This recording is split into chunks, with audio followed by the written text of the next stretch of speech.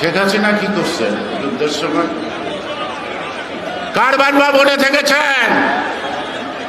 পাকিস্তানিদের ভাড়া করা বাসভবনে থেকেছেন। পরিবার পরিজন নিয়ে থেকেছেন। বাজারটা কে করতো? পাকিস্তানের আর্মির লোকরা।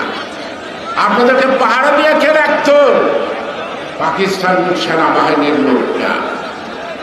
আপনি তখন গর্ভবতী, আপনার সন্তান হবে। মেডিকেল চেক আপে যেতেন, ঢাকা মেডিকেলে কার গাড়িতে? পাকিস্তান মিলিটারির গাড়িতে। এবং যেদিন আপনার সন্তান ভূমিষ্ঠ হয় সেই দিন একজন কর্নেল আপনার গাড়ি চালিয়ে এই পর্যন্ত চলছে।